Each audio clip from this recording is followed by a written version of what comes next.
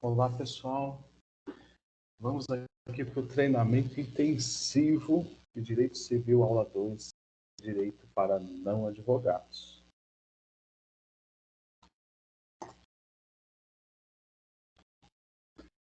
Pessoal, vamos estudar aqui a questão de bens que o Código Civil traz.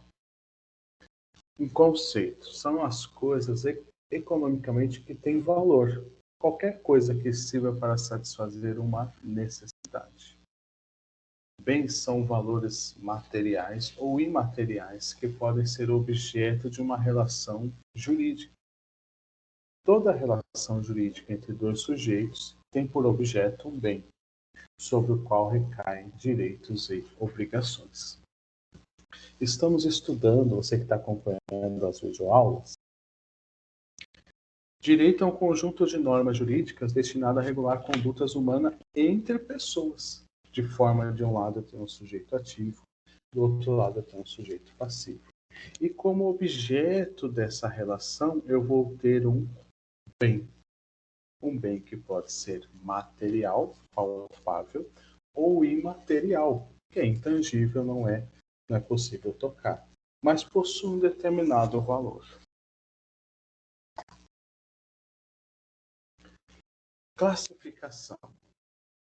Classificar, não existe uma classificação certa ou classificação errada. A classificação ela é útil ou não útil. E a classificação depende do critério que eu vou analisar, que o estudante, o pesquisador, o cientista pretende conhecer o seu objeto de estudo. Vamos pegar uma classificação que a maioria da doutrina utiliza. Os bens podem ser imóveis. E aí a gente tem um conhecimento bem prático do dia a dia. As pessoas comuns conseguem identificar isso. Isso é um bem imóvel. Ele pensa na casa, no prédio. É aquilo que não pode ser transportado ou removido sem destruição. Ele está fixado, ele é imóvel. Esse bem imóvel pode ser que ele não possa ser transportado, removido, por uma questão da própria natureza, como o solo, a superfície, o subsolo, o espaço aéreo. Por uma acessão, acréscimo natural, as árvores, os frutos, os pendentes, que está lá na árvore, a maçã, né? Uma ilha, um conjunto de terras que foram se formando ali, rodeada por águas, isso é o conceito de ilha. Por uma acessão artificial, foi feita ali uma construção, um prédio, uma casa, um sobrado, ou houve plantações, aquela plantação passa a ser imóvel naquele momento, ou por uma determinação legal. A própria lei fala assim, isso aqui vai ser considerado um bem imóvel. Que é o caso da sucessão aberta para fins do direito, ele considera a sucessão aberta como um bem imóvel. Existe uma regrinha especial. Os materiais separados do prédio para manutenção e recolocação. Imagine um prédio. A porta é retirada, mas com o objetivo de reempregar, só para corrigir lá um problema na porta, na maçaneta, na colocação. Vou reempregar, eu vou recolocar. Apesar do momento que eu tiro, ele passa a ser um bem imóvel, o direito fala assim, se eu vou reempregar aquele material, apesar de ser separado do prédio, foi só para fins de manutenção, ele vai ser recolocado, ele considera-se um bem imóvel por uma disposição legal. O direito, a norma, ele cria uma realidade paralela, uma realidade própria do universo jurídico. Tá bom, pessoal?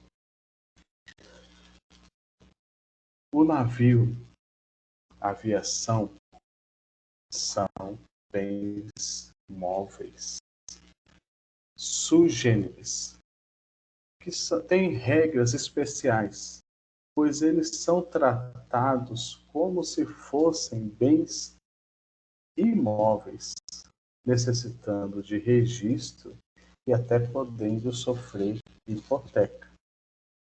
E até o avião ou um navio, até em razão do valor desses bens, possuem até nacionalidade. Esse é um navio brasileiro, esse é um avião brasileiro, ou norte-americano, ou mexicano, e assim vai. Então, esses bens, navio e avião, têm uma regrinha especial. Apesar de serem bens móveis, que podem ser transportados sem destruição, podem ser removidos, eles são tratados, eles têm um tratamento como se fossem bens imóveis. Bom, vimos as regras dos bens imóveis, que não podem ser transportados. Por exemplo, uma casa, um prédio, uma árvore. Se eu remover, vai ter destruição. Eles não podem ser removidos. Né? Agora vamos ver os bens móveis. Os bens móveis podem ser transportados ou removidos sem destruição.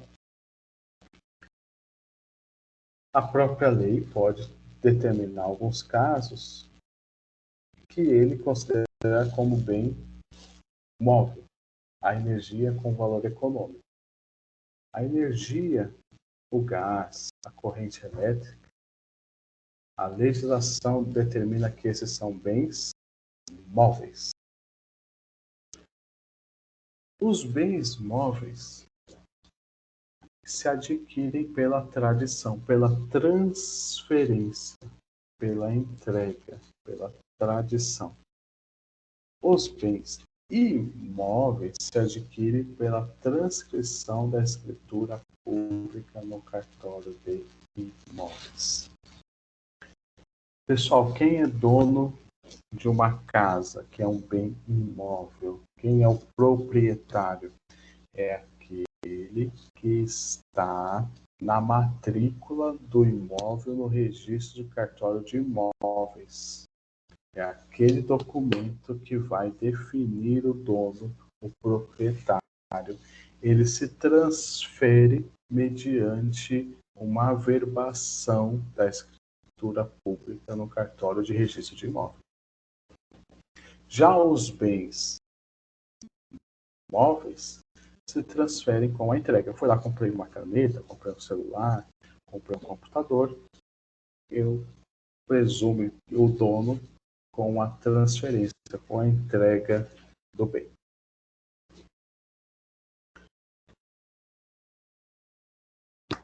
Legal, pessoal.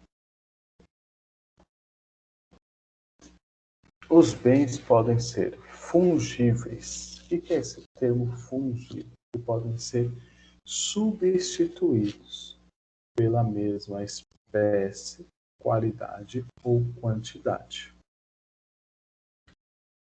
Arroz, feijão, o papel, o dinheiro são exemplos de bens fungíveis, são bens que podem ser substituídos. Fiz um contrato de empréstimo,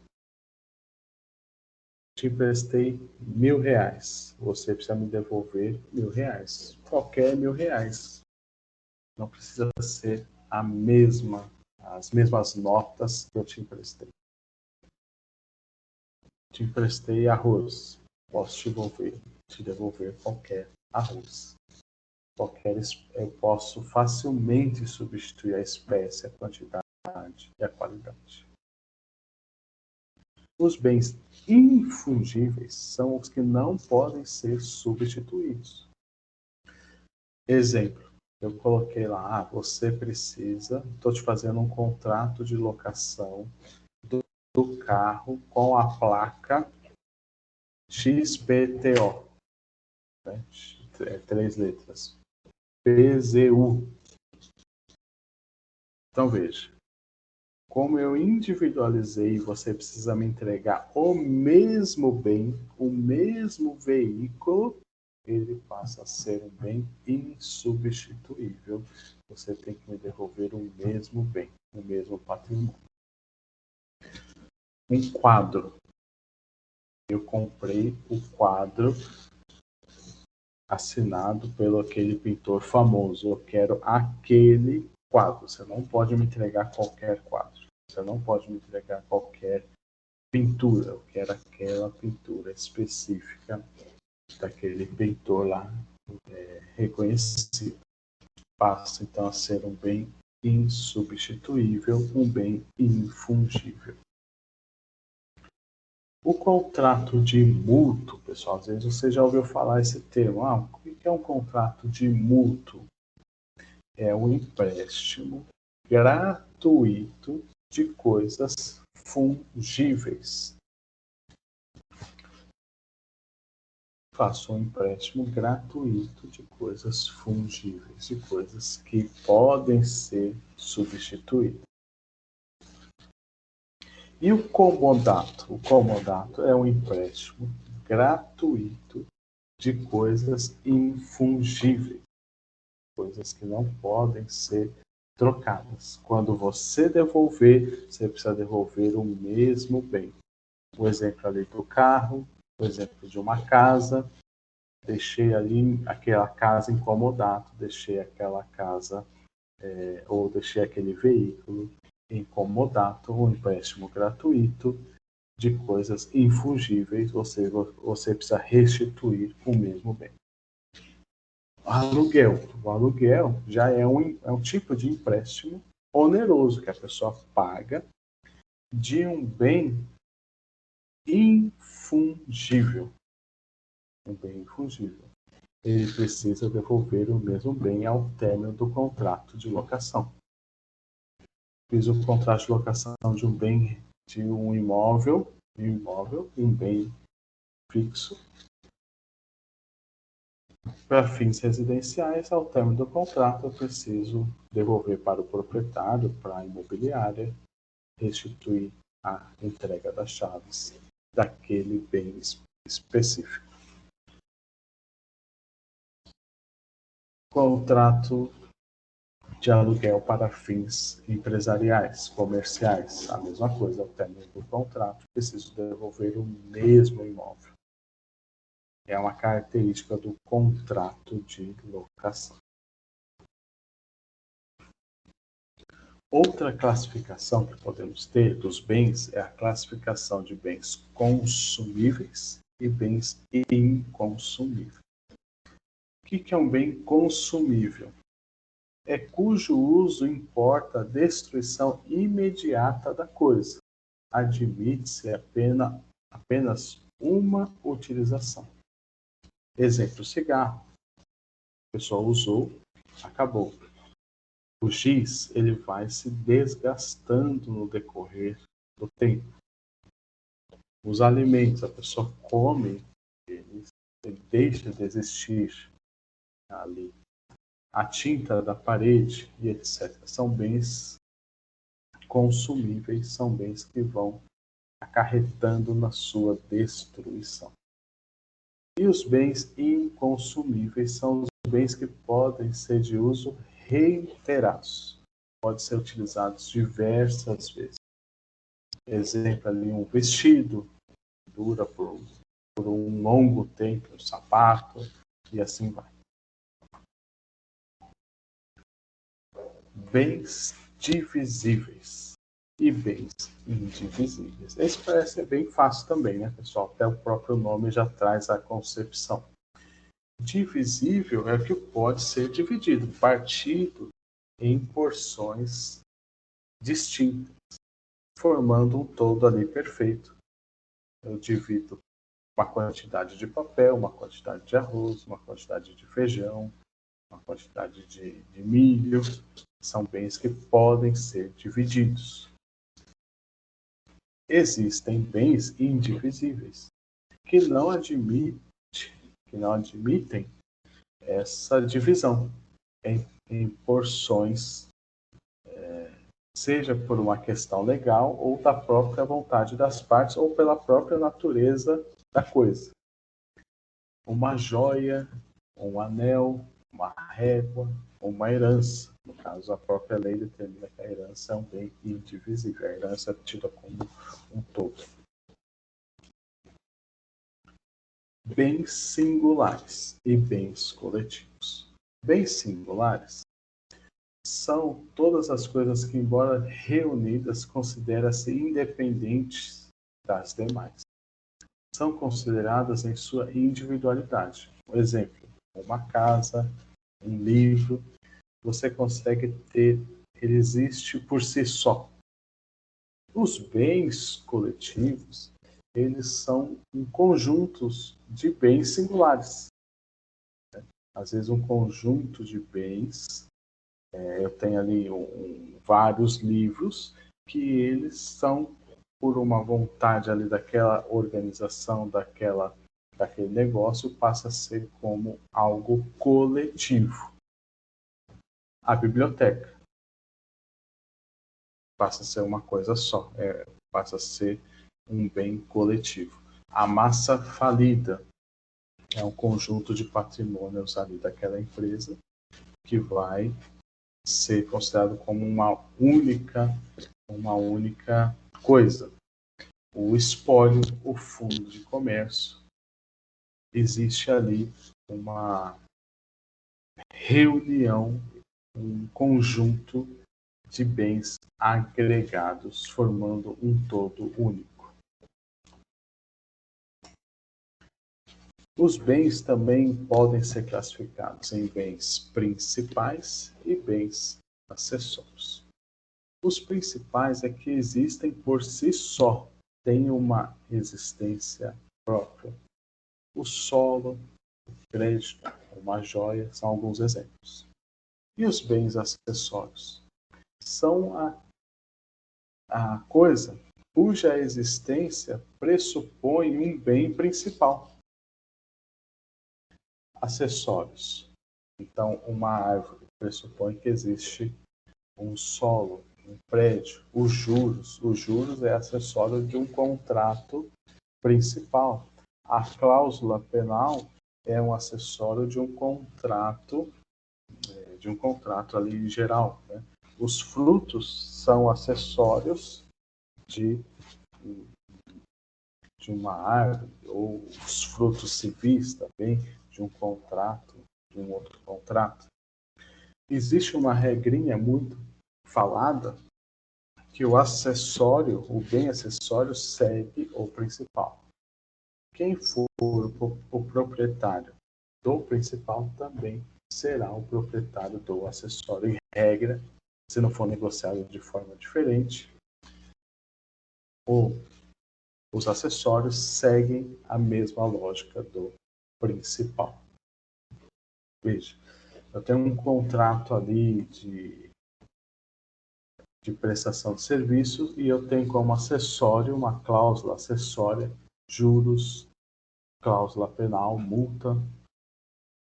Se a obrigação principal foi adimplida, foi cumprida,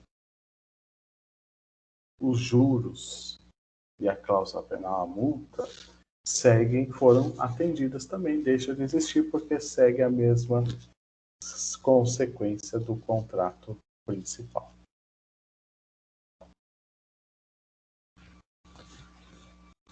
Avançando em bens acessórios, nós temos as benfeitorias. O que são as benfeitorias? São melhoramentos executados em qualquer bem.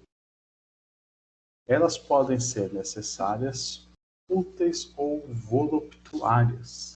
O que é uma benfeitoria necessária? É aquela que visa conservar ou evitar que o bem se deteriore. Exemplo aqui clássico, a restauração de um telhado. Olha, o telhado tem que arrumar, os assoalhos, o alicerce de uma casa. É uma obra, é uma benfeitoria, é um melhoramento que precisa ser feito sob pena de prejudicar o próprio bem. Existem outras benfeitorias que não são necessárias, mas são úteis. Elas visam melhorar o uso da coisa. Exemplo, uma garagem.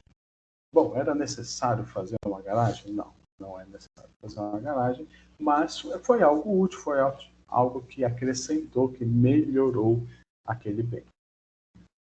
E existe também a classificação das benfeitorias voluptuárias, são os meros embelezamentos. Não é necessário, porque não iria destruir o bem, não melhora em si, mas traz um embelezamento, traz uma valorização até. O exemplo clássico é uma pintura. Fez uma pintura artística, poderia ter sido uma pintura mais simples, uma pintura útil, mas não, foi uma pintura mais rebuscada, uma pintura de um artista plástico. Então passa a ser ali a questão do embelezamento. Os bens podem ser públicos ou privados. Nós vamos ver aqui no próximo slide. Tá? Os particulares. Particulares ou privados são iguais. Os bens públicos. Os bens públicos são aqueles que pertencem a uma entidade de direito público. Exemplo, a União, os Estados, Distrito Federal e municípios. Os bens públicos podem ser classificados aqueles de uso comum do povo, e aí temos os rios, os mares, ruas, praças, estradas, etc. Qualquer pessoa pode usar. E os bens de uso especial são os bens públicos, edifícios, terrenos destinados ao serviço público. Possuem uma destinação. Um prédio da Secretaria da Fazenda. Olha, é um bem público, mas ele está reservado, ele está sendo utilizado para uma determinada secretaria. Já não é de uso comum do povo, é um uso ali da própria entidade. E os bens dominicais?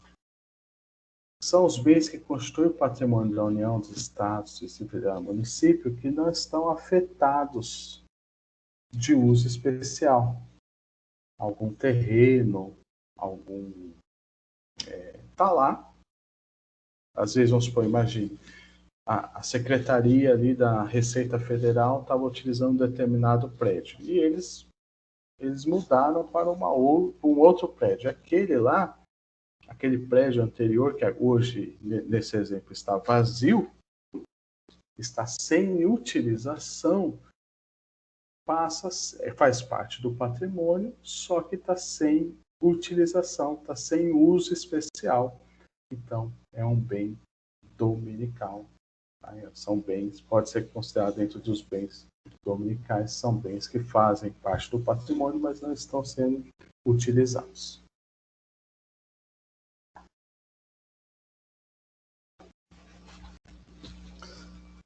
Observações em relação ao bem público. Os bens públicos são inalienáveis, em regra. Tem a exceção. Qual é a exceção? Os bens dominicais. São aqueles bens que a gente acabou de ver aqui, que estão sem destinação, sem um uso especial. Mas no direito público, o ente só pode fazer aquilo que a lei permite. Então, para alienar um bem dominical, precisa de autorização da lei, de autorização legislativa. Todos os bens públicos são impenhoráveis.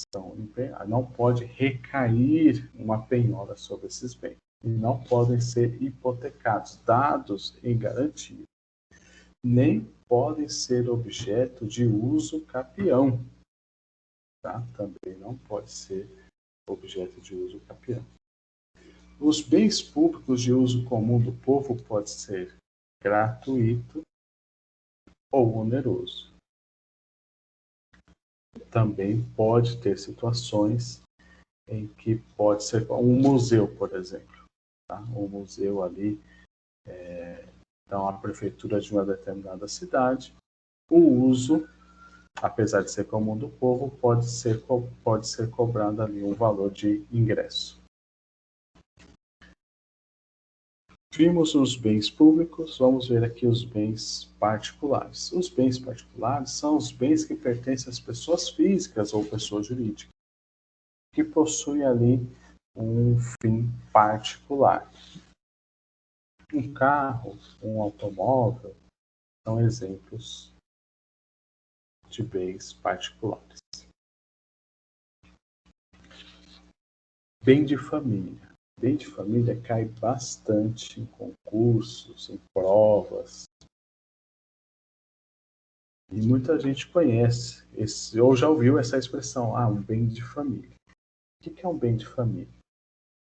Existe uma lei que estabelece que não pode ter penhora sobre as moradias familiares próprias, um para cada família, independentemente de qualquer ato ou providência dos interessados.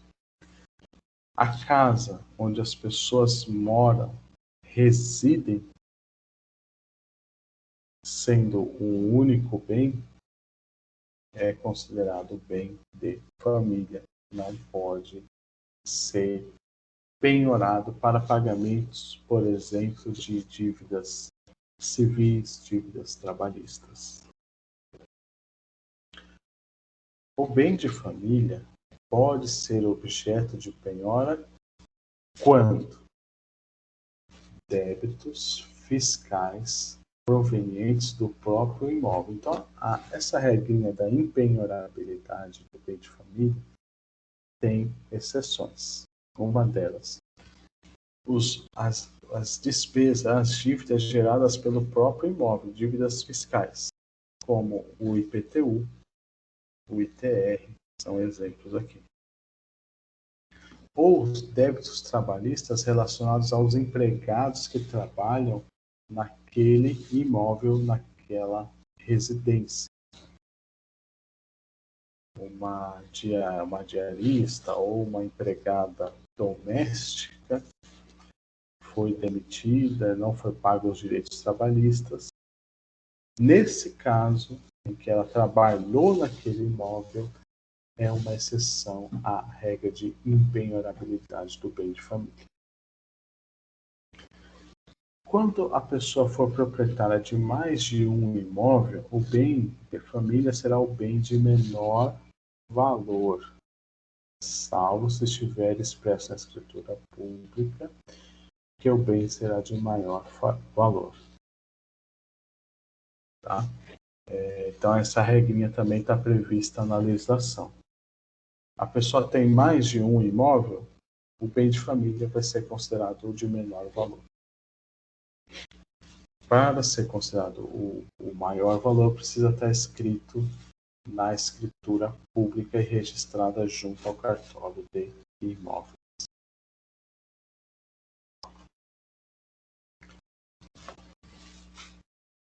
Pessoal, a gente viu aqui um resumão da parte dos bens. Vimos das pessoas, vimos lá na aula 1, das pessoas físicas, das pessoas jurídicas, dos bens. Estamos avançando no estudo do Código Civil e entramos agora numa parte, no direito das obrigações. Vale relembrar aquele conceito que é direito. Nós estamos tendo aula aqui de direito empresarial, noções de direito civil, de direito empresarial. E o que é direito? Direito, para memorizar mesmo, é um conjunto de normas jurídicas destinado a regular condutas humanas entre pessoas, entre o sujeito ativo e sujeito passivo. O sujeito ativo é o credor, é aquele que pode exigir uma conduta da outra parte. E o sujeito passivo é o devedor, é aquele que tem o ônus de suportar a obrigação daquela relação estabelecida. Quem não assistiu à aula número 1, eu recomendo, assista a questão de introdução ao estudo do direito, ciências jurídicas, para entender essa dinâmica que a gente trabalha bem lá. Hipótese, consequência, nascimento da relação jurídica entre sujeito ativo e sujeito passivo. Entre eles existe uma relação, que é um vínculo, o vínculo. Nesse vínculo, existem 3 modalidades. Ou a obrigação é a obrigação de dar, de fazer ou de não fazer.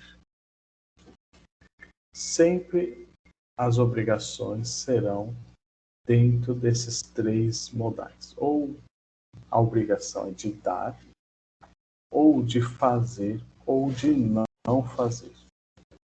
Vamos analisar cada uma delas aqui. Direito das obrigações, características. Sujeito. O sujeito pode ser a pessoa física, nós já vimos quem é a pessoa física, a pessoa natural. Dependendo, ela pode ser plenamente capaz, ou relativamente, ou absolutamente capaz, incapaz. E vimos também as pessoas jurídicas. As pessoas jurídicas podem ser de direito público ou de direito privado.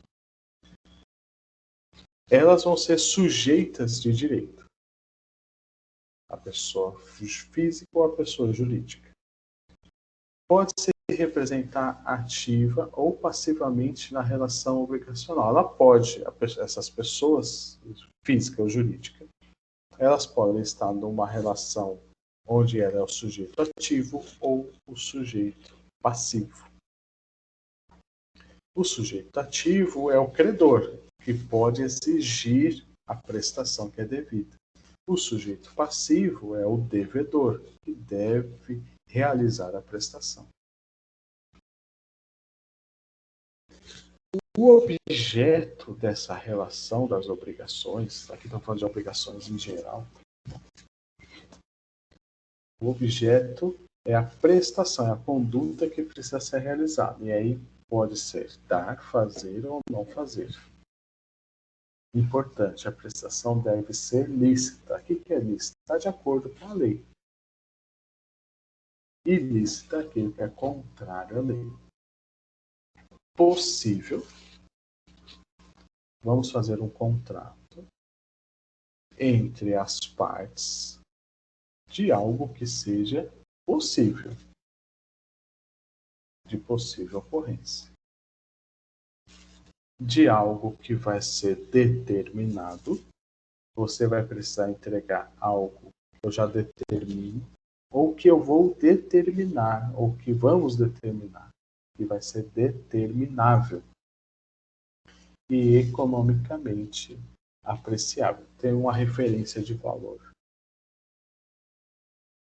O vínculo jurídico é esse elo, essa ligação em que sujeita o devedor à realização da prestação em favor do credor, em favor do sujeito ativo.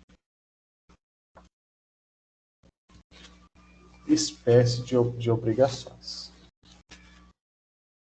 A obrigação pode ser de dar, entregar algo. Pode ser específica, dar coisa certa. Você precisa dar um carro com a placa XPT. A gente definiu aqui a obrigação de dar, entregar coisa certa. Ou genérica, entregar um carro. Eu não especifiquei. Conforme a individualização do seu objeto ocorra no momento em que é contraída, a gente pode definir no momento da celebração do contrato, da definição das obrigações, ou podemos definir posteriormente, a posteriori. Dar. Quando a prestação do devedor é essencial para a transferência do domínio.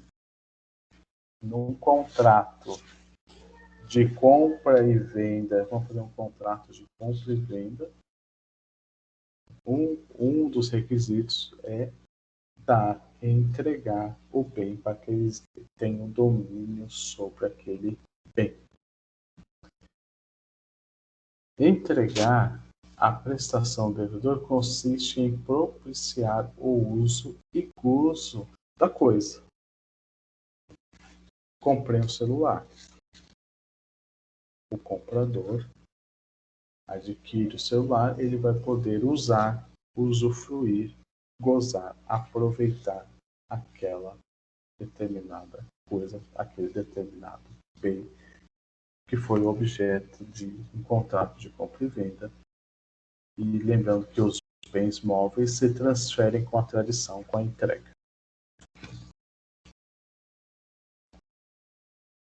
Restituir. Quando a prestação do devedor consiste em devolver a coisa que recebeu do credor. Um contrato de mútuo, como vimos há pouco, um contrato de locação, eu preciso, ao final, ao término do contrato, restituir o bem. Também é uma espécie de obrigação de dar, de entregar.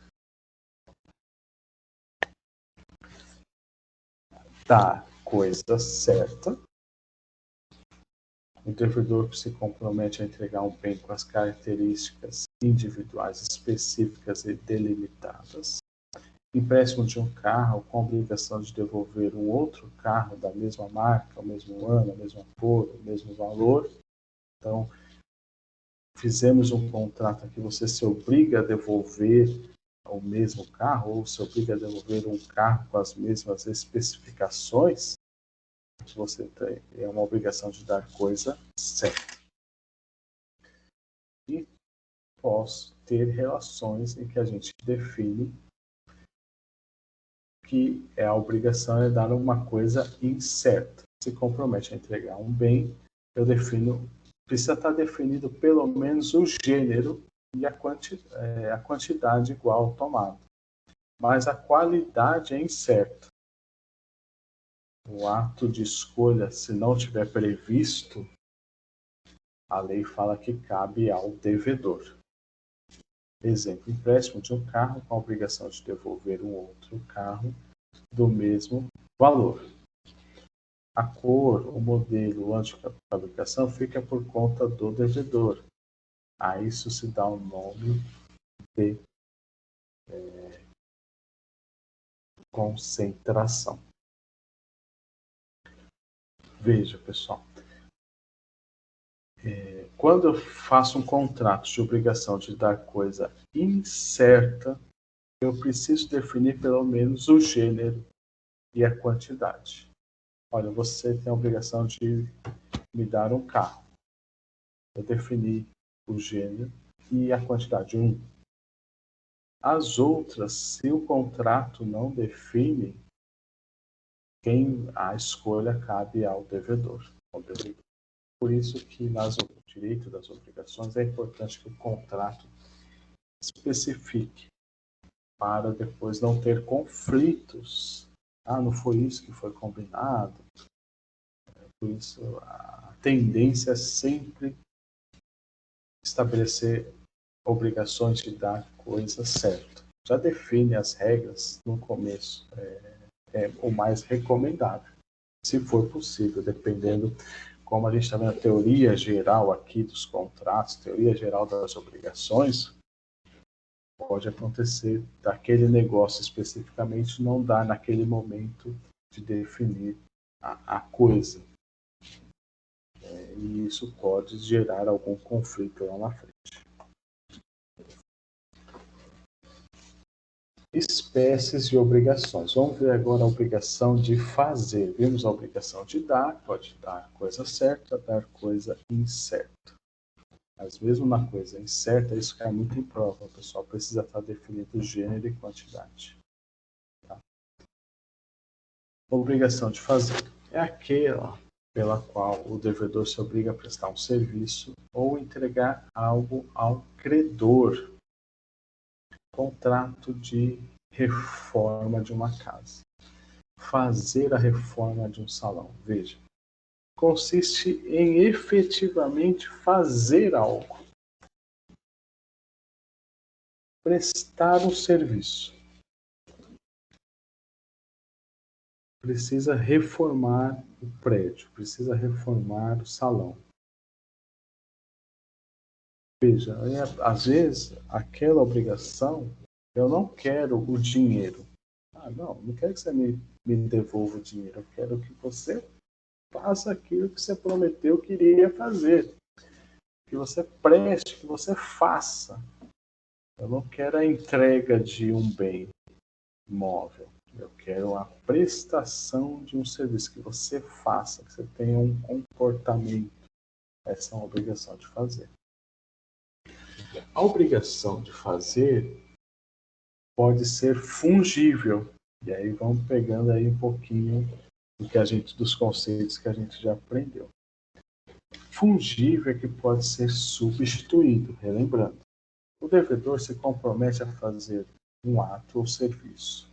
Se ele levar a cabo tal serviço ou ato, o credor pode pleitear uma indenização por perdas e danos e contratar um terceiro para realizar, e cobrar o devedor originário por motivo de inadimplemento do mesmo. Então veja, contratei aqui para fazer a reforma da casa. Contratei o pedreiro A. Só que o pedreiro A não fez. Ele me devolveu o dinheiro. Não quero dinheiro, quero que você faça. Né? Essa é a ideia da obrigação de fazer. Ele não fez, eu posso contratar um outro pedreiro B, para fazer aquele serviço. E se teve algum prejuízo, eu posso até acionar, às vezes, o pedreiro A, que se comprometeu e não cumpriu o contrato. Ali pode ter a multa, juros, tal. Esse caso, esse exemplo aqui, é uma relação, uma obrigação de fazer que eu posso substituir. O A não fez, eu posso pedir para o B fazer. Posso até procurar outra pessoa. Eu consigo substituir. A obrigação de fazer pode ser também infungível, que aí é personalíssimo. É instituto persona. Não pode ser feito por outra pessoa, o próprio devedor, o próprio sujeito passivo da relação é que deve cumprir, realizar o adiantamento. E se ele não o fizer, o credor pode pleitear a indenização por perdas e danos e exigir a aplicação da astrinte, a multa diária por atraso, através do processo judicial. Veja, pessoal, eu contratei o show aqui, vou pegar aí, sei lá, um famoso aí qualquer. Eu contratei o show de fulano de tal. Veja, ele tem que fazer. Ele não pode mandar o sósia dele, o irmão dele, alguém que canta parecido com ele. Não, eu contratei você. Eu quero que você cante no meu show, no meu aniversário, no meu casamento, na minha festa de formatura. É aquela banda, são aqueles cantores. Até porque, não, o público foi para ver tal pessoa, daí você não vai? Não, então cancela. Então, veja, nesse caso, é uma obrigação de fazer que não dá para substituir. Eu contratei o Roberto Carlos, eu contratei o Luan Santana, eu contratei, e assim vai, né? Contratei a Anitta e tal. Então tem que ser ela. A relação de trabalho, de direito trabalhista, também é uma obrigação de fazer insubstituível. O empregado não pode-se fazer substituir. É um contrato de prestação de serviços ali, de labor, instituto persona. A empresa contratou o funcionário Paulo Vieira para dar aulas. Nesse contrato, se for uma relação CLT, o funcionário não pode se fazer substituir, ele tem que prestar, ele tem que estar lá, fazendo a obrigação de fazer que ele assumiu. Diferente de uma relação de prestação de serviços, onde eu não contrato a pessoa, a mão de obra, eu contrato um resultado, eu contrato uma empresa, eu contrato uma instituição para me entregar determinado resultado. Um exemplo, limpeza, serviço jurídico, serviço de contabilidade, que pode ser exercido por qualquer pessoa. A diferença entre um contrato aqui seletista e um contrato de prestação de serviço, um é uma obrigação de fazer infungível e a outra obrigação de fazer fungível. Existe também, pessoal, agora a terceira modalidade, a obrigação de não fazer. A pessoa se compromete a abster-se. É aquela na qual o sujeito passivo, o devedor, se obriga a não praticar determinado ato que poderia praticar, se não tivesse se obrigado. Pode constituir numa abstenção ou no ato de tolerância. Se a omissão tornar-se impossível sem culpa do devedor, extingue-se a obrigação. Culpa para o direito é imprudência, negligência ou imperícia. A gente vai ver isso um pouco mais para frente. Se a omissão tornar-se impossível por culpa do devedor, extingue-se. Tranquilo. Exemplo aqui que a gente separou: o prédio de baixo é obrigado a receber as águas do prédio de cima, as que correm naturalmente, por causa do exemplo aqui da chuva. Pode ser uma tolerância, um consentimento ou não impedimento. Não abrir um comércio concorrente no local. No contratos de franquia, existe uma obrigação de não fazer, de não abrir determinado estabelecimento fora da sua região de atuação, a região que você ali está autorizado a trabalhar. Uma cláusula de confidencialidade, algumas empresas têm isso. Não revelar o segredo industrial, não revelar fórmulas secretas, não repassar informações sigilosas, mesmo que você não faça mais parte daquela instituição, daquela empresa por um determinado período, você precisa se abster de fazer determinadas coisas.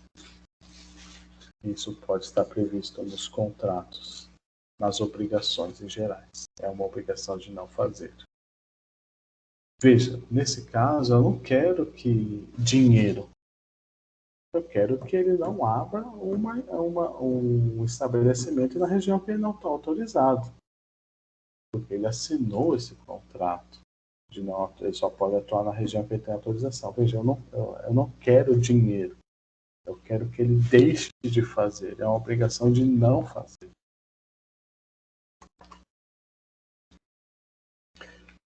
Legal, pessoal. Vamos avançando aqui na questão de noções agora de contrato.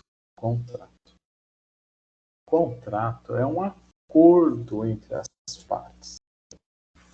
É um negócio jurídico entre duas ou mais pessoas físicas ou jurídicas. A gente já viu a pessoa física, já vimos a pessoa jurídica, com a finalidade de adquirir, resguardar, modificar ou extinguir direitos de natureza patrimonial.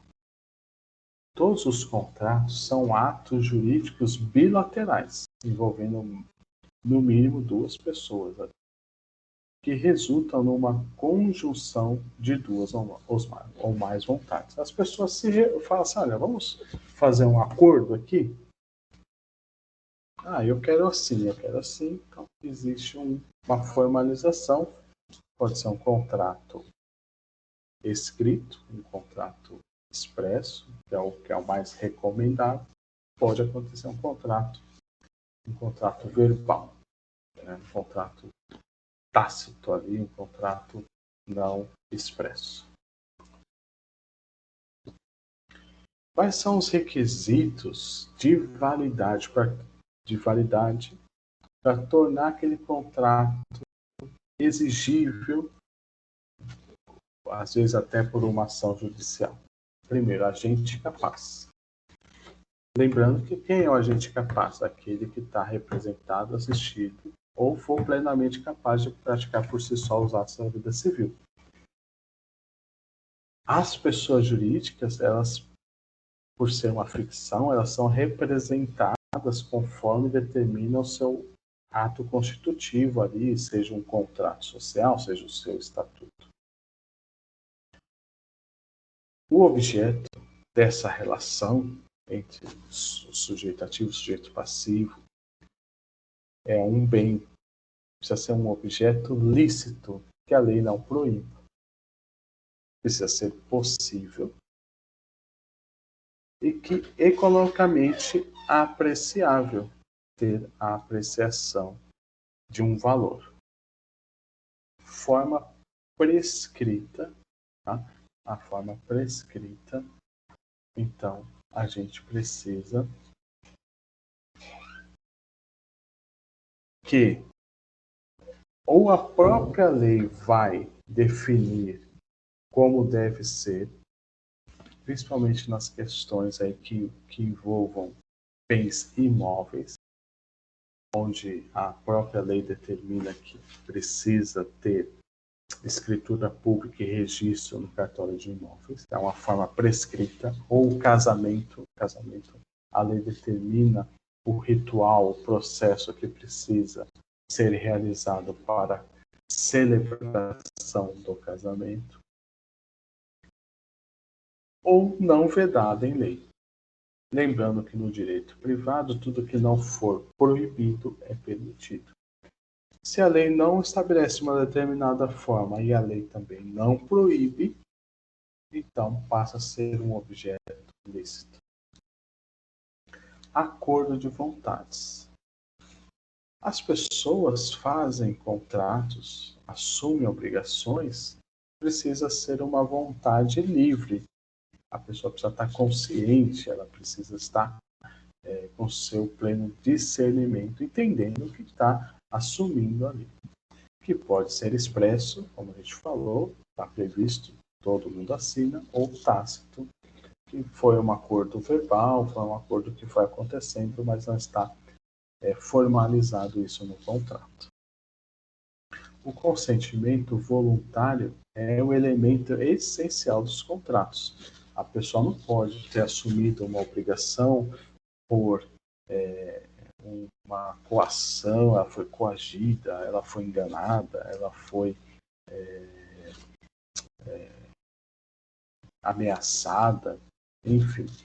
E esses são vícios do consentimento que podem acarretar numa anulação de um contrato de um negócio jurídico celebrado. A vontade precisa ser livre, precisa ser voluntária. Classificação aí dos contratos, classificação dos contratos. Quanto à manifestação da vontade, podem ser unilaterais, que nascem apenas com a vontade de uma das partes. Por exemplo, o testamento. Uma pessoa vai lá, faz o testamento, o testador, eu quero deixar parte do meu patrimônio para essas pessoas.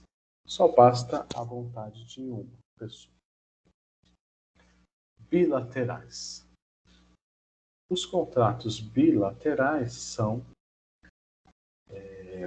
contratos que precisam dos dois consentimentos, que geram obrigações para ambas as partes. Exemplo, um contrato de compra e venda, um contrato de doação. Nenhum dos contratantes, antes de cumprir a sua obrigação, pode exigir o cumprimento da obrigação do outro. Tá? É a parte que se sentir lesada pelo inadimplemento pode pedir a rescisão, a resolução daquele contrato. É a exceção do contrato não cumprido. Você não pode me exigir que eu cumpra a minha parte do contrato se você não cumprir a sua parte do que você se comprometeu em realizar. São os contratos bilaterais. Pluralidade, plurilaterais. São várias vontades de pessoas. O exemplo aqui é um contrato social de uma sociedade mercantil, de uma sociedade empresária. Eu tenho vários sócios, todos os sócios precisam manifestar a vontade de que querem participar, que querem constituir aquela sociedade empresária. Tá? É um exemplo aí de um contrato que tem várias pessoas envolvidas. Quanto à contraprestação, os contratos podem ter uma contraprestação onerosa, são aquelas em que a parte assume um ônus e assume as vantagens, ou ambos assumem o ônus e as obrigações. O direito de uma parte é o dever da outra. Por exemplo, o contrato de compra e venda é oneroso, um vai pagar o valor daquela mercadoria. Contrato de locação. Uma pessoa está pagando para o proprietário, para o locador, o valor de aluguel. Ele é oneroso, ele tem um custo, ele tem um ônus, tem uma obrigação. Ou o contrato pode ser gratuito, quando existe somente uma prestação. Exemplo aí, o contrato de doação sem cargos. Eu fiz uma doação gratuita, sem exigir qualquer contraprestação. Você não precisa me fazer nada. Estou te doando. O testamento. Incomodato, que é um empréstimo gratuito. Te emprestei gratuitamente. Você não precisa pagar nada. Os contratos gratuitos devem ser interpretados de forma restritiva. Vai analisar o contrato, a interpretação que se deve se dar é basicamente o que estiver escrito no contrato. Outro tópico aqui, pessoal, vamos avançando aí agora em noções, né? Então, passando aqui, tudo são noções, tópicos, aspectos importantes de cada matéria que a gente está analisando aqui. Nós passamos aí por pessoa física, pessoa jurídica, por bens, passamos aí por noções de direito às obrigações, e vamos agora entrar na questão de responsabilidade civil. Teoria geral da responsabilidade civil. Vamos lá. Primeiro, eu preciso ter uma conduta. Uma conduta. A conduta, ela tem uma ação ou uma omissão, deixou de fazer. Um comportamento ativo ou um comportamento passivo. Uma ação que eu faço ou deixo de fazer algo que deveria ser feito. Foi omisso. Conduta. Ação ou omissão. Nessa conduta humana, nessa ação ou omissão, ela pode trazer um determinado resultado. um resultado. Esse resultado, que é uma mudança aí do mundo exterior, ou uma ofensa a um bem, a um patrimônio, um bem tangível ou intangível, um resultado, ação e resultado. Esse resultado precisa ter um nexo de causalidade com a ação. A ação gerou um resultado, um dano, um prejuízo decorrente dessa conduta aqui, de ação ou omissão.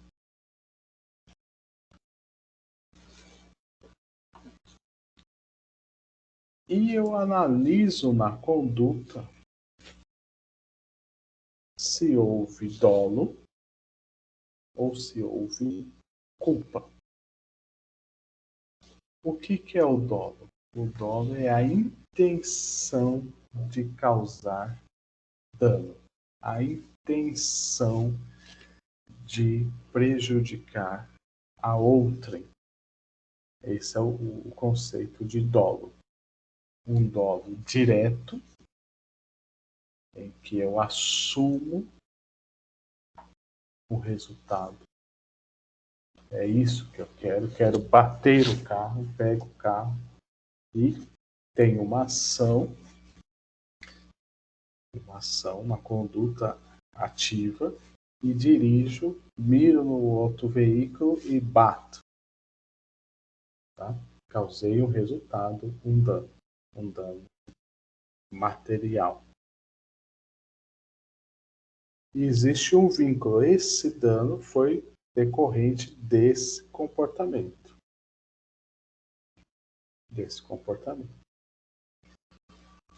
E eu pratiquei em razão de um dolo direto. Eu quis praticar. O agente, ele quis o resultado esperado. O dolo indireto, o que é o dolo indireto? Ele não pretende o resultado em si, mas ele aceita, tolera ou admite. É quando ele liga lá o dane-se.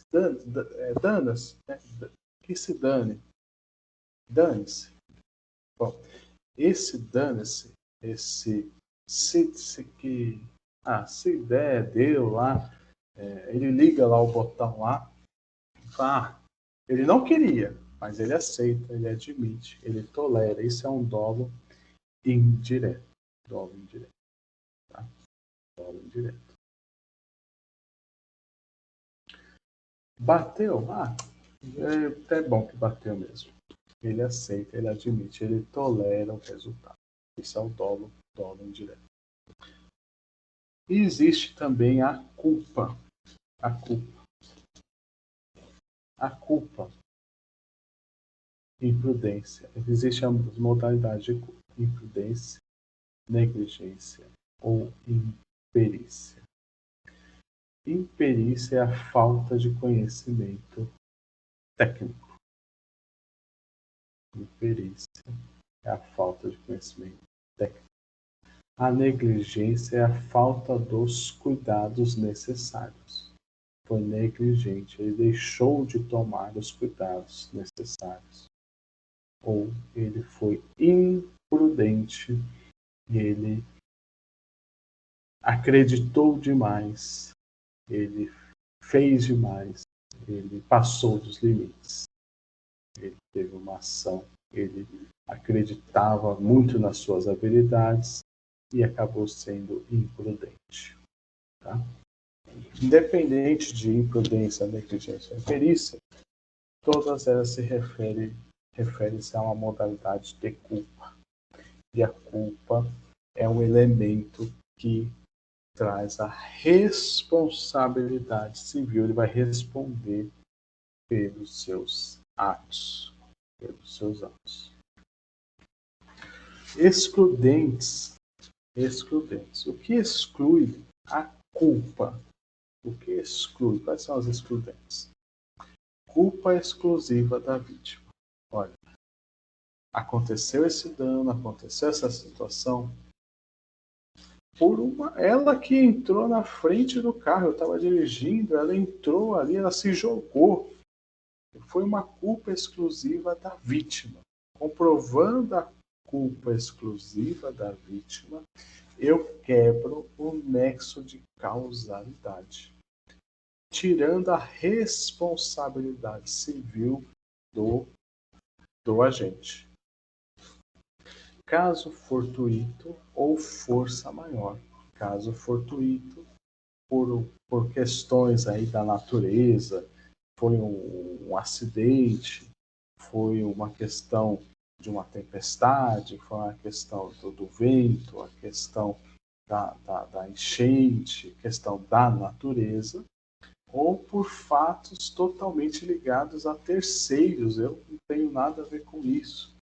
Foi por uma força maior, por um caso fortuito, são excludentes de responsabilidades. Tá?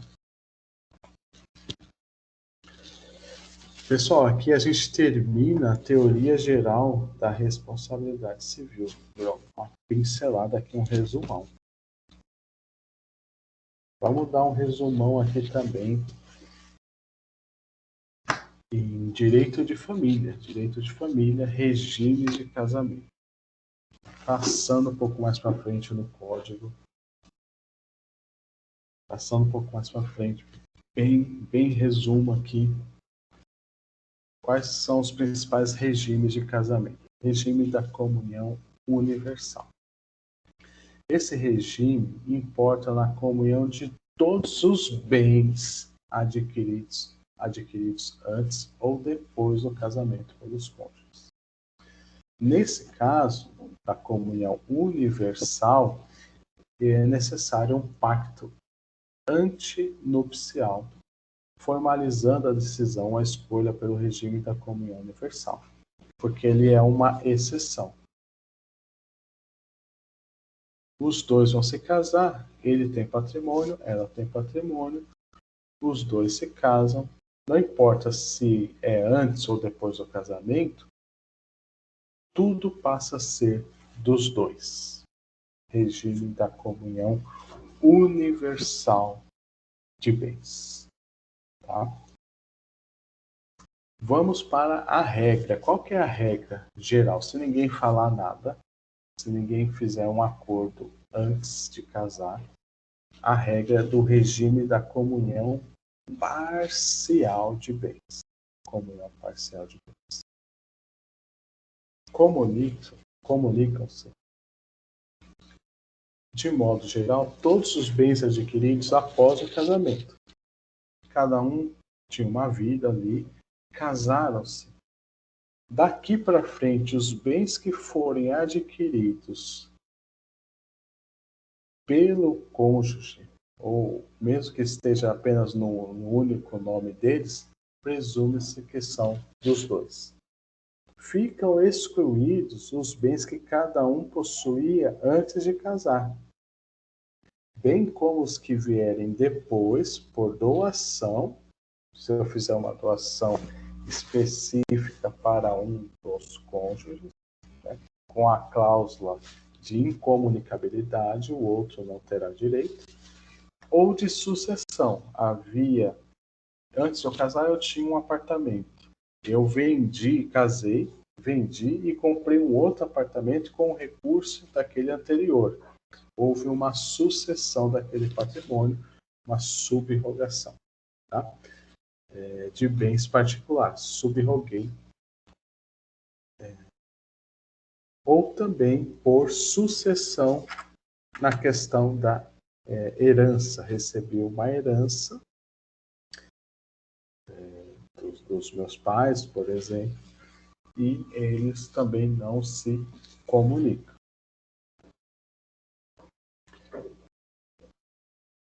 Essa regrinha geral, qual que é a regra? Se comunicam seus bens adquiridos durante a constância do casamento.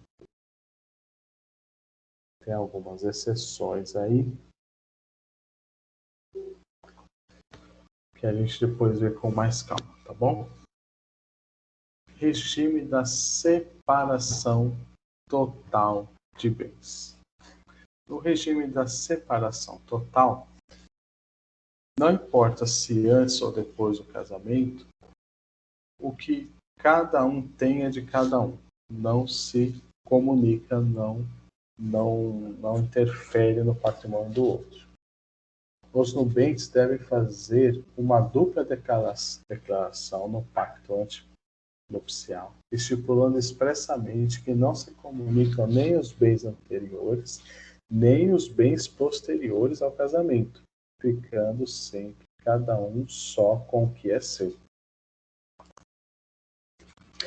Legal, pessoal. Vimos os três aqui, são os principais regimes de bens da comunhão universal, comunica-se tudo. Da comunhão parcial, os adquiridos após a constância do casamento.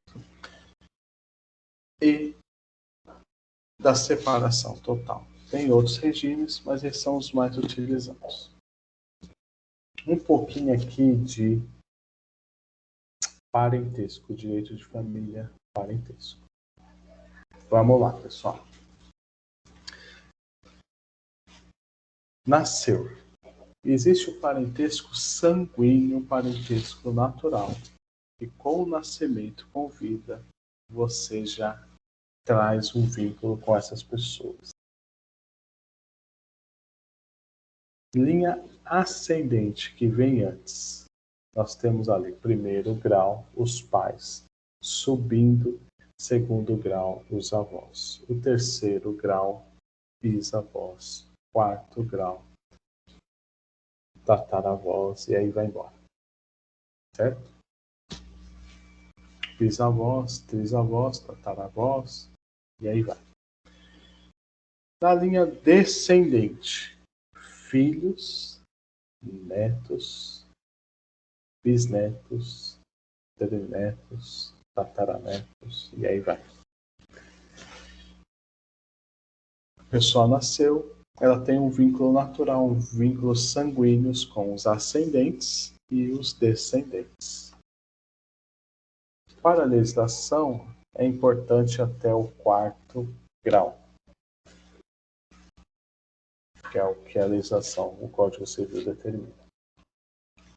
Aqui, ponto importante. Como que eu acho o parentesco em linha colateral? Como que eu acho o parentesco colateral? Você precisa achar o ascendente comum. O ascendente comum. Vamos achar, então, o irmão.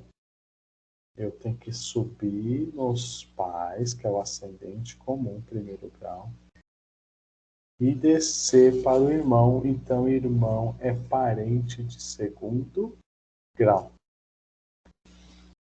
Descendo, o filho do irmão, que é o sobrinho. Sobrinho é parente de terceiro grau. Os filhos desses sobrinhos, sobrinhos, netos, parente de quarto grau. Vamos achar o tio, pessoal. Tio é parente de que grau? Bom, eu preciso achar o ascendente comum. Então, eu tenho os pais, os avós. Dos avós, sai o tio. Tio é parente de terceiro grau. E o filho do seu tio, o primo. O primo é parente de quarto grau. Então, todos os primos são parentes de quarto grau. Tá? Do mundo jurídico que a gente está conversando aqui. Bom, esse é o parentesco sanguíneo, parentesco natural. Com o casamento ou a união estável, nós temos o parentesco por afinidade. Por afinidade, eu crio um vínculo decorrente do casamento da união estável. E aí eu tenho o cônjuge. Subindo o primeiro grau, sogro e sogra. Descendo ali, eu posso ter filhos comuns, netos e bisnetos. Eu posso ter um filho que é só de um dos cônjuges. Esse filho que é só de um dos cônjuges é chamado de enteado, é o enteado. Eu casei e a minha esposa já tinha um filho, por exemplo. Essa pessoa é para mim o enteado. Eu tenho um vínculo com ele de primeiro grau. Vamos achar agora o colateral. Como que eu acho o colateral? A mesma regrinha, pessoal. Eu preciso achar o ascendente comum, para achar os colaterais. A cunhada. Então, eu subo para o primeiro grau e a filha da minha sogra, que é a cunhada. Então, cunhada é parente de segundo grau. Parente de segundo grau. Linha colateral. Parentesco por afinidade. Decorrente do casamento ou união estável. Ponto importante. A lei estabelece que não se rompe o vínculo de primeiro grau. Como que eu interrompo o vínculo? Pelo divórcio. Pelo divórcio, eu interrompo o vínculo por parentesco. O divórcio rompe o vínculo por parentesco. Então, eu não tenho mais vínculo com o segundo grau. Mas a lei determina que eu mantenho o vínculo com o primeiro grau. Ou seja, ali nesse exemplo, a sogra continua sendo sogra e o enteado continua sendo enteado. Não pode uma pessoa divorciar e casar com a sogra ou casar com o enteado porque mantém-se um vínculo de parentesco. Mas poderia, por exemplo, casar com a cunhada, porque a cunhada deixou aí de ter um vínculo com o divórcio, tá? Precisa divorciar para assumir um novo casamento, uma nova relação. Ok, pessoal? Um resumão aqui de grau de parentesco e direito de família. Vamos falar um pouquinho aqui de direitos sucessórios de herança. Tem um quadro bem didático.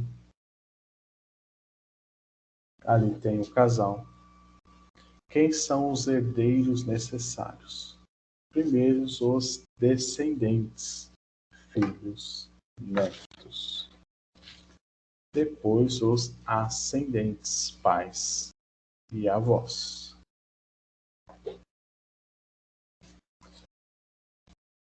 Faleceu alguém, tem uma ordem de vocação da herança que vai ser chamada herança.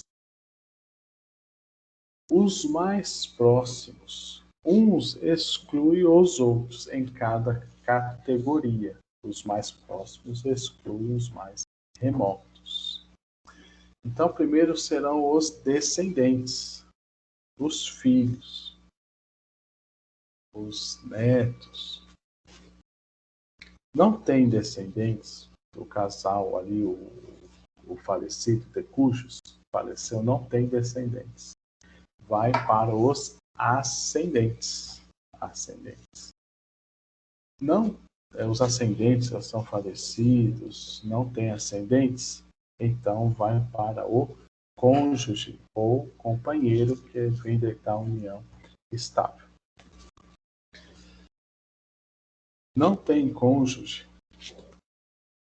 em quarto vai para os parentes colaterais até quarto grau. Não achando ninguém, vai para o poder público. Importante, havendo testamento, essa ordem não prevalece, salvo quanto aos descendentes e ascendentes que receberão necessariamente pelo menos metade dos bens.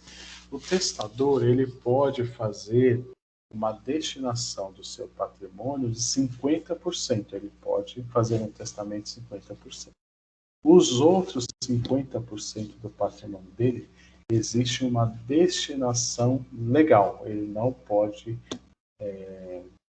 dispor 100% do seu patrimônio, excluindo os herdeiros legais, os descendentes e os ascendentes. Tá bom, pessoal? Aqui foi um resumão aí de direito civil. Começamos lá, introdução, passando pessoa física, pessoa jurídica, passando pelos bens, pelos contratos, responsabilidade, direito de família, direito aqui das sucessões, te dando noções gerais aí para você poder aplicar no seu dia a dia. Tá bom, pessoal? Até a próxima aula. Um abraço.